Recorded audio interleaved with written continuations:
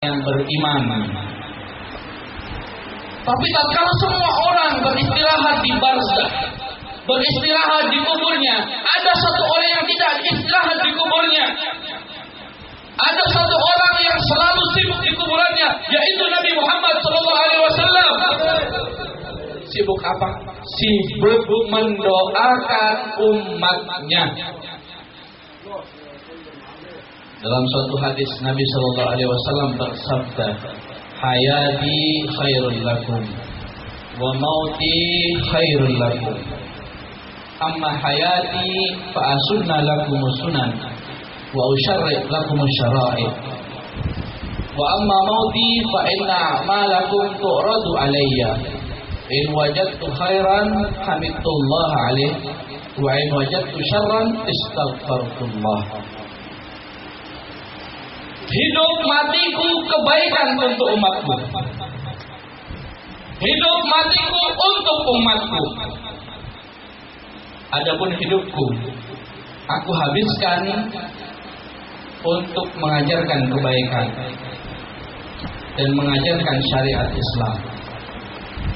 Adapun setelah aku wafat, maka sesungguhnya amal-amal umatku disodorkan kepadaku.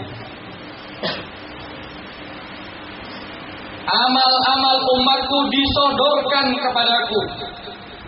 Makanya ini suatu pelajaran bagi kita, jangan gampang-gampang maksiat. Karena apa? Maksiatmu, dosamu, kelakuanmu semua disodorkan ke Nabi. Apa kita tidak malu? Tatkala disodorkan ke Nabi, kita sedang berbuat maksiat. Kita sedang melakukan dosa kecil atau dosa besar. Disebut namamu dalam keadaan maksiat. Penyakit umat sekarang ini meremehkan dosa. Itu penyakit orang zaman sekarang. KTP-nya Islam. Sholat berjamaah. Kalau istilahnya zaman sekarang itu STMJ. Sholat terus, maksiat jalan.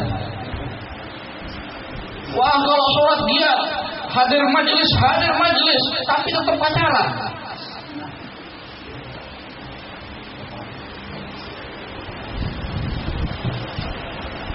Malam minggu ikut majelis, tengah malam diskotik.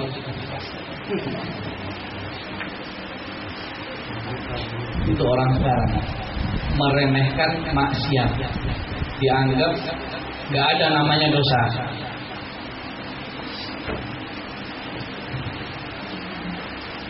Orang tuanya pun tidak mau mengingatkan anaknya, membiarkan anaknya. Tahu kalau anaknya pacaran dibiarkan. Tahu anaknya berteman dengan yang bukan mukrim, dibiarkan.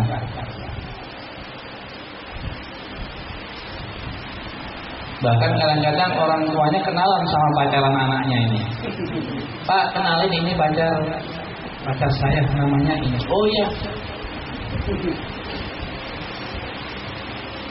Kadang-kadang pacarnya permisi sama bapaknya, Pak, anaknya saya bawa dulu. Oh silakan.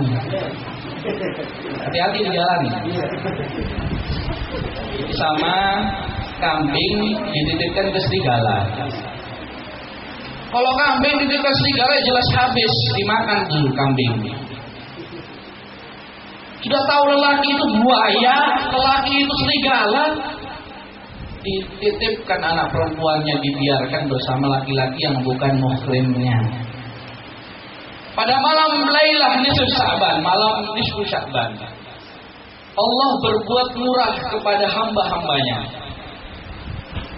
sehingga tidak ada satu orang pun yang berdosa kecuali diampuni oleh Allah di malam itu, malam nisfu Sya'ban. Tapi ada beberapa orang yang tidak diampuni oleh Allah di malam itu. Di antaranya adalah ad-dayyuth, orang tua yang membiarkan anaknya, istrinya bermaksiat kepada Allah. Orang tua yang tidak memiliki cemburu kepada istri dan anaknya.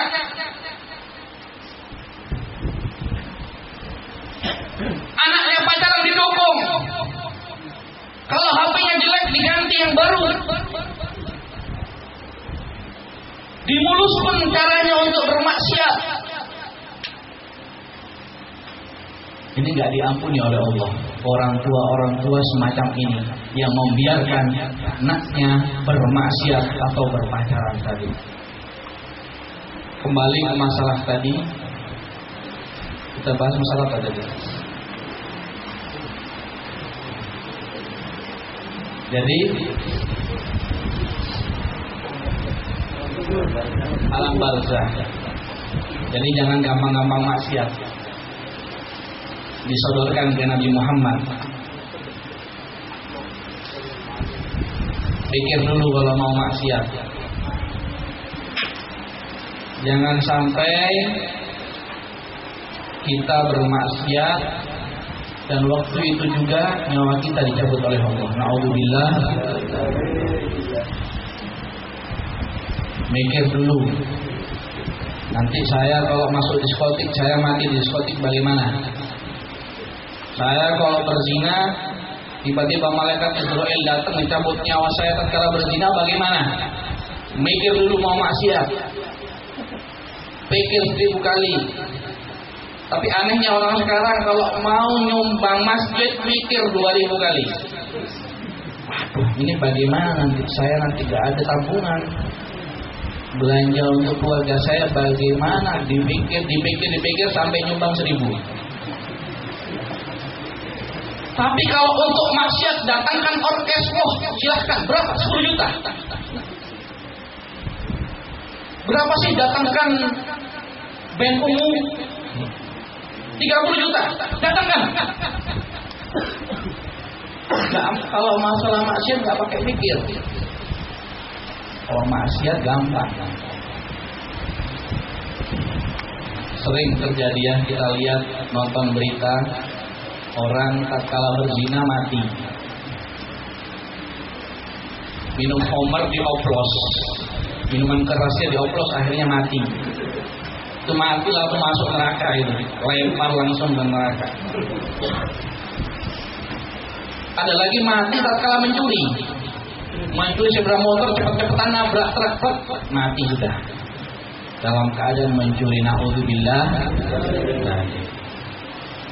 Amal-amal umatku disampaikan kepadaku.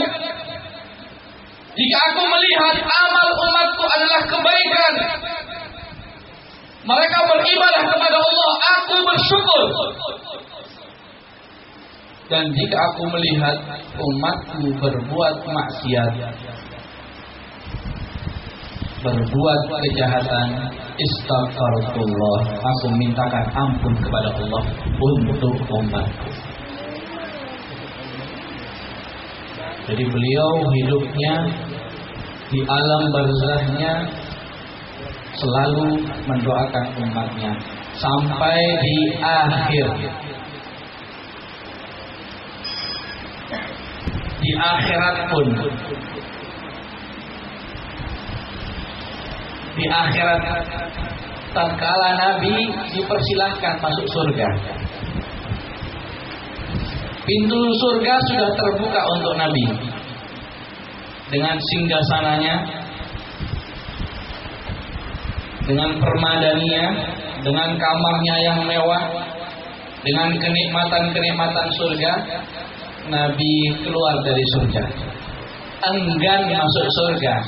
Para malaikat bertanya, ya Rasulullah, ini adalah tempatmu dan engkaulah orang yang pertama kali masuk surga. Dijawab oleh Rasulullah, dijawab oleh Habibullah, tidak wahai malaikat, aku tidak rela menikmati kenikmatan surga sedangkan ada satu dari umatku dihisab oleh Allah. Aku tidak rela menikmati kenikmatan surga sedangkan ada satu dari umatku masuk di neraka. Inilah kasih sayang Nabi kepada umatnya, tidak ada hentinya. Sampai-sampai Allah Subhanahu wa ta'ala menyingkap isi hati Nabi Muhammad. Bagaimana hati Nabi Muhammad? Laqad ja'akum rasulun min anfusikum azizun alaihi ma anittum harisun alaikum bil mu'minina raufur rahim. Wahai manusia, jika kalian ingin tahu bagaimana Nabi Muhammad, Nabi Muhammad adalah azizun alaihi ma anittum, selalu memikirkan beban kalian. Harisun alaikum, sangat kasih sayang terhadap kalian. Itulah Nabi Muhammad sallallahu alaihi wasallam. Namun sekarang kita sebagai umat, bagaimana kita membalas jasa Nabi?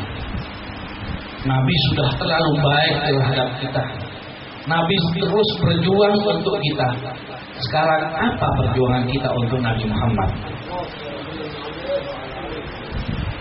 Apa yang kita hadiahkan untuk Nabi Muhammad?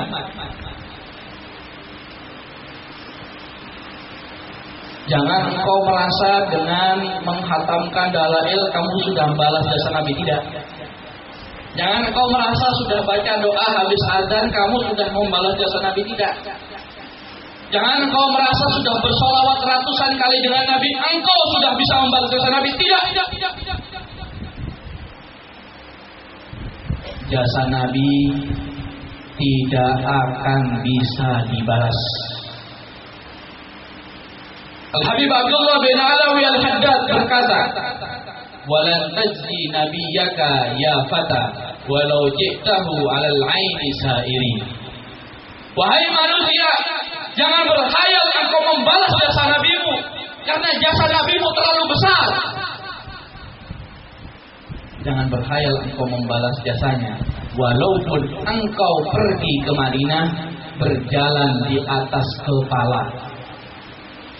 Seandainya kita ziarah ke Nabi, gak naik pesawat, gak naik mobil, berjalan di atas kepala menuju ke Madinah, belum bisa membalas jasa Nabi Muhammad.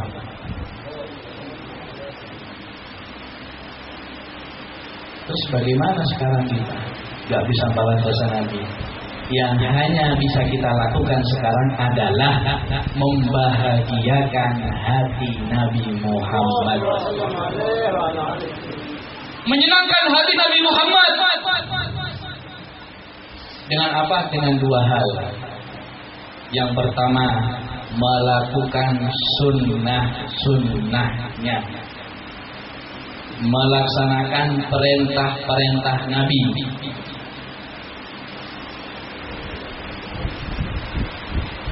Sekarang ada golongan-golongan yang tidak suka dengan sunnah.